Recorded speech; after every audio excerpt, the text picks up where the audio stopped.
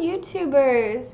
As I mentioned in a previous video, this is finally the video about being a VIPKid teacher and the pros and cons of being a teacher, because I got a lot to say about this job and I'm sure that you will be interested in listening. So let's jump right into it. I have been a VIPKid teacher since the beginning of May, halfway through May. And at first, I will admit, the first 30 days or so, I got no bookings. It was like crickets chirping. So I was very nervous because I had just, not lost, but like happily was fired from a job as a HR person with a different company. I was eager to leave, and one of the reasons why I was looking for like a teaching gig is because I want to travel to South Korea, and I thought maybe acquiring some teaching experience beforehand would be beneficial. So that's why I went ahead and looked online to see what I could find. Of course, I don't have a degree in teaching. I have a degree in criminal justice, so that had nothing really to do with it. But I was still hired because I have my bachelor's degree and my experience previously working as a au pair in Australia for two Chinese children. So I got hired from VIPKid, which is a very interesting process, the hiring process. I can make a video alone on just the hiring process. If you would like a video about the hiring process for VIPKid, or even I tried getting hired first at QKids, which is another online teaching thing. They have two vastly different kind of processes, but I did go through a bit of both. Obviously the whole thing for VIPKid. So if you'd like me to make a video about that, then let me know in the comments below. But briefly, that process was basically like a week and a half long process, because you apply, then you wait for a recruiter to get back to you, then you have to go through demos where you review the teaching slides, and this is a nerve-wracking experience, but you teach it to someone who is American, who's pretending to be a 4 or 5-year-old Chinese student via their little program that they've got that you'd have to download. So the app that they've got, and let me just say you got to do it 3 or 4 times. You have a demo, and then you have another. So you have a demo for kids who don't really speak a lot of English, and then you have a demo for kids that are older. And then you have a demo with a Chinese teacher, but they work in the corporate office for VIPKid in China, so they will have you go through the demo with them as well. And throughout the whole process, you are kind of getting graded on how you do, and that will that experience, whatever they find throughout your demo, they'll either put you as a level 2 teacher, teaching like itty bitty little children, or like an upper level teacher teaching kids who know a little bit more English. I got put as, and I still am, only a level 2 and level 3 teacher, but actually being at those levels is probably one of the most popular levels. And then you could always work your way to get more levels. So some people might only be put at level 2 teachers. But you kind of like appeal to the Chinese or VIP mentors to get a certification in a way to teach at higher levels or more levels. And then they always have workshops. So let's begin with the pros and cons to teaching VIPKid. So I'll start with the pros. Pro number 1, yes, you do not need any teaching experience prior to getting hired as I mentioned earlier, for the job. So you don't even need a TEFL cert, but I'm getting that now, and I'll put that as part of my bio for my VIPKid teacher biography thing. That will help your bookings. And that's pretty awesome, since you don't need any teaching experience. You just need a bachelor's degree. So if you don't have that, that might be a con. Anyway, pro number 2. You work from home. Maybe this should be like the #1 pro, right? But I just can't believe that the freedom that I have working as a VIPKid teacher. It is pretty amazing. I make my own schedule. I open up my bookings for whatever time I want. Well, not whatever time, but you know, as many bookings as I want. And I basically work maybe 3 or 4 hours a day and get a pretty nice paycheck. It's great for moms or people who are, you know, in college, things like that, to earn some money on the side, or, you know, that kind of thing. But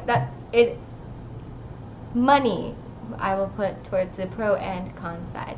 But pro then number 3.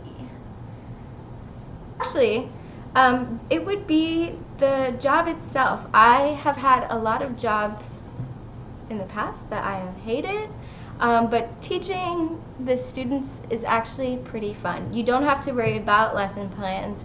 They give you the slides already programmed in the app, the VIPKid teacher app. So you don't actually have to do anything except review the slides and tell the student in English what they should be learning.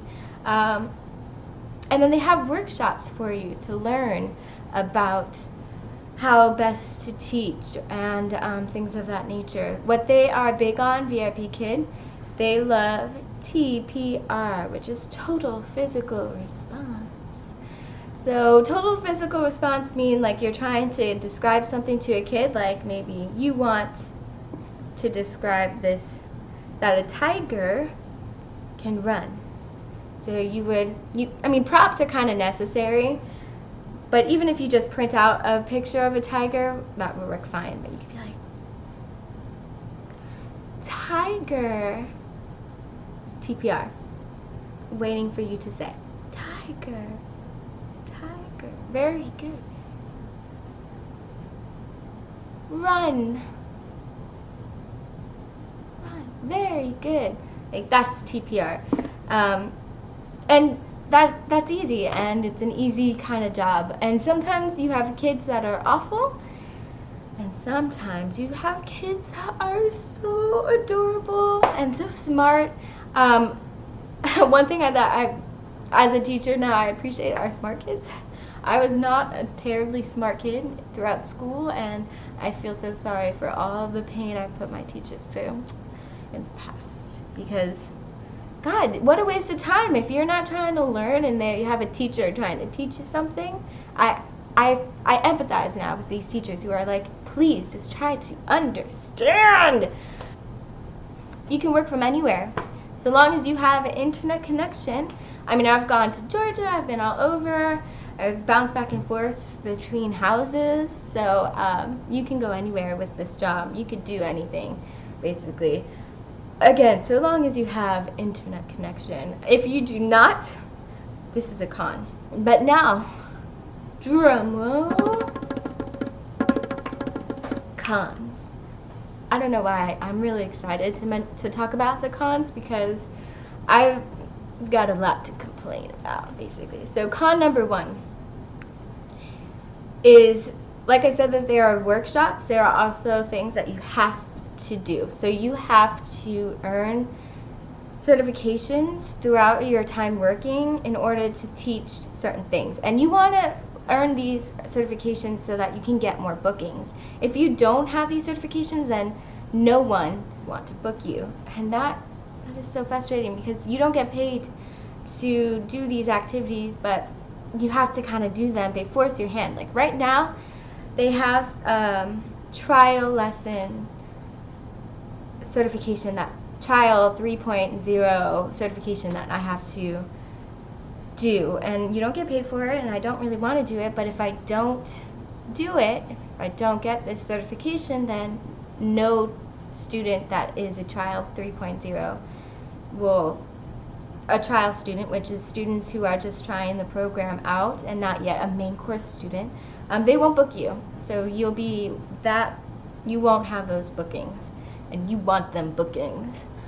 Now con number 2.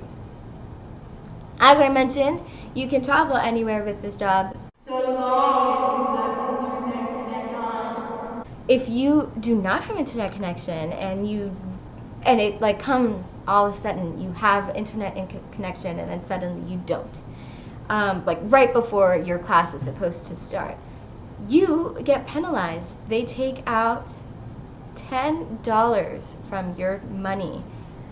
It's like, we're going to take that back, and you get a teacher no-show or a teacher cancellation. You could do teacher cancellations up to 2 hours, I think, beforehand, though I don't even risk it. 24 hours is the best if you know that you won't be able to teach a class. You don't get paid for it, and you only get, I think, 6 cancellations before your contract is terminated. So it's a big con. It's a big con because Wi-Fi is not always in your power. I know that 3 times throughout my tenure so far, not even tenure, but throughout my time with VIPKid, my internet has suddenly just gone right before class starts, and I'll have to cancel and lose that money, just have it taken from me like that. Con number 3. Sometimes like I mentioned, most of the time it's not my fault when my internet goes away, but sometimes the VIPKid people in China will review your videos and they'll put you as like a teacher IT problem. Oh my god, teacher IT problem. Like if a student can't hear you, and they call for the firemen, people who are like IT technicians who are supposed to be able to help you. This happened to me recently where a child said that they couldn't hear me, and they called VIPKid and was like, hey, we can't hear this teacher. But I could hear them fine, and I could hear myself fine, and they said that they can hear me in and out. No one spoke to me, but they put the classroom, after I had like been in the classroom for 28 minutes, all classes are 30 minutes long, 25 minutes technically, but they put me as a teacher IT problem, and that didn't want to pay me for that class, even though I wasted all my time in that class and woke up early for the class and yada yada yada. So I fought it. So you can appeal and make a ticket, which will kind of like be an email back and forth between you and someone who works at corporate, to kind of say like, hey, I don't agree with this teacher IT issue, so give me the money. So again, that is a con.